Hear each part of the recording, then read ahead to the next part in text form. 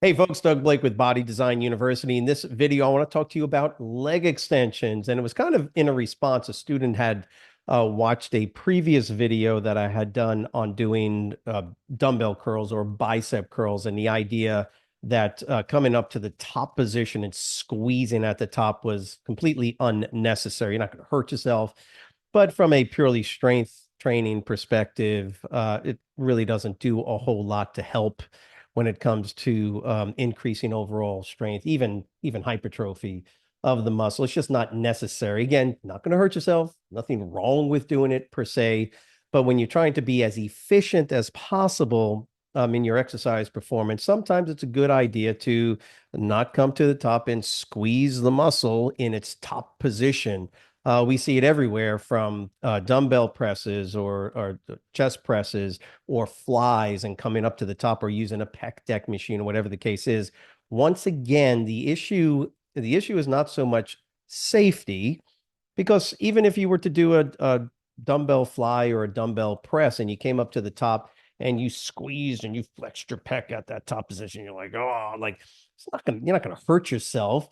It's just that the muscle at that point or at that length of tension, when it is shortened, maximally shortened to its what's known as its peak contraction, ain't doing a whole lot when it comes to the overall development of strength. Sure, there's some neuromuscular stuff going on, but as far as the actual mechanical components or mechanical advantages that are being applied to the stress component on the muscle, nothing's really happening. Why? Because we already know anatomically, when you go down into the level of the sarcomere and you have the actin and myosin filaments overlapping each other, it's really pretty straightforward. Total number of cross bridges decreases as the muscle shortens, which leads to pretty much the question at hand, or what I'm doing the video on. And remember, make sure you subscribe to the video to the channel.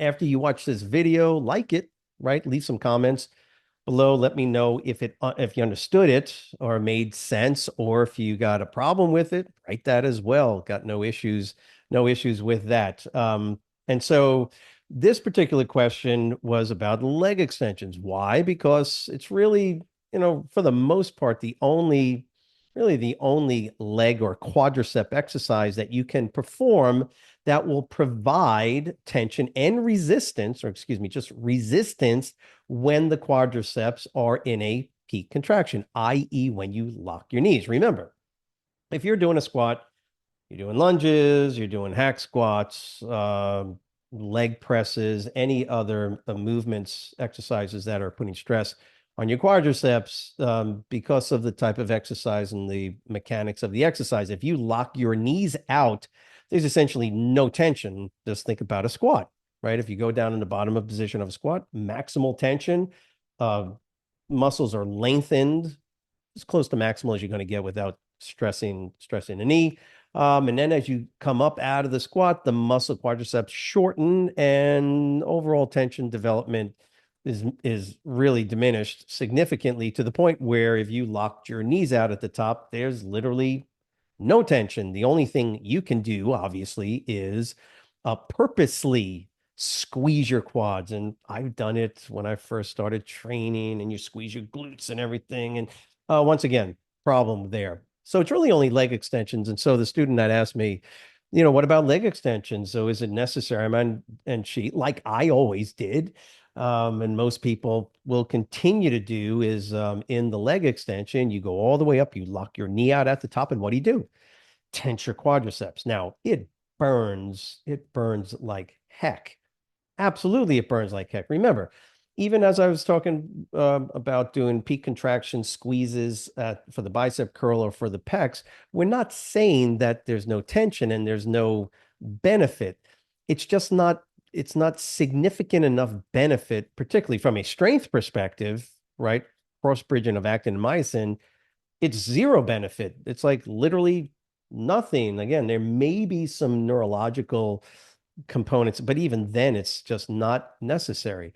And so you're not going to hurt yourself, right? When you come up to the top of a leg extension, if you are going to do it and squeeze that quadriceps at the top, you have to make sure that you come into it smooth and controlled. See, the problem is when You do a leg extension and you kind of hoist the weights up and you throw them up into that position. Well, of course, as the knee and the knee joint is going to be in a scenario, mechanical scenario, where if you do it too quickly, right, you can cause a little bit of um, mechanical problems between the articulating surfaces, and there could be an issue there, especially if you're being ballistic with it. But if as long as you're taking the movement and you're moving up smooth and controlled, and then going into that locked out position, because there is tension on the quadricep, there's nothing necessarily dangerous about doing a leg extension, coming up to the top and squeezing.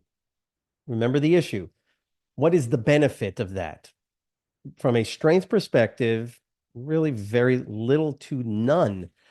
Where is the strength component, or at least that area of the movement pattern that's going to have the most significant impact on overall strength because of the tension development capabilities? It's going to be when when your foot and leg goes down and back, which leads to the issue that we generally face with leg extension machines is that, for the most part, certain machines that I've used over the years will provide a significant range of motion that allows the feet to go way back, right, and really elongate the quadricep.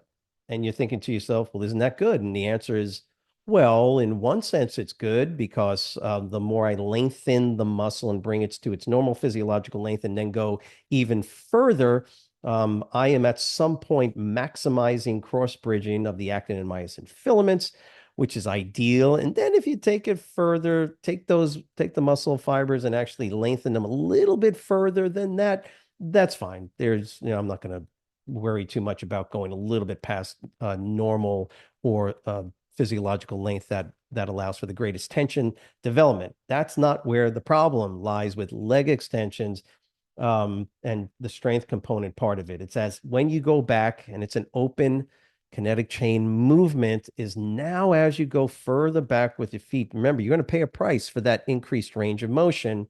And the price you're going to pay is potential issues related to the knee, because the knee at that point, and by the way, you can Google the term, it's called an open packed position. And you can see that as the knee starts to extend as a lower leg, and this is my lower leg, as it comes down here, you're going to notice that the tibia and the femur separate. And as they separate further and further, there is a potential for mechanical issues and problems related to uh, the structure of the knee itself, i.e., ligaments, your ACL, your PCL, your lateral medial collateral ligament. All of those are being stressed, but the most important part that's being stressed is the quadricep tendon that's going into the patella, which is going down into the tibia. Again, I'm saying potential issues. And so we're always looking with clients, we're always looking to minimize potential injuries, particularly to the joints. So potential injury to the muscle, you can, avert that by making sure that the movements are smooth and controlled, right? Not ballistically fast.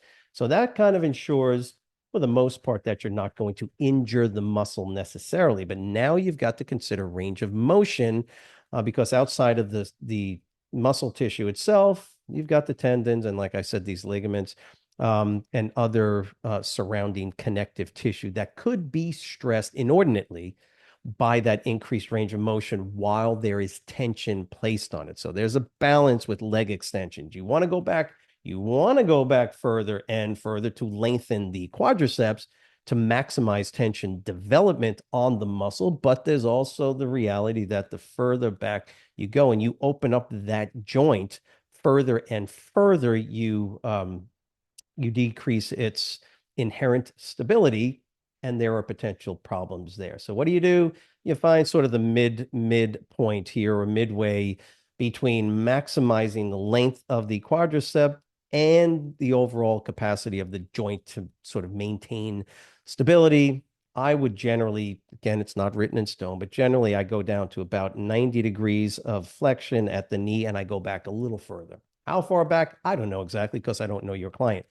But I would be very, very careful. The last thing to say about this is to do yourself a big favor with you or your clients. When you go down through the negative, that eccentric component, and you go back wherever you're going back to, right? If you're taking it back further than that 90 degrees of flexion, if you go further and further back, do yourself a favor, stop, pause for a second, and make sure that that concentric movement is not throwing the weight back up, but you start from a dead stop. So as you move that foot, that leg further back, stop.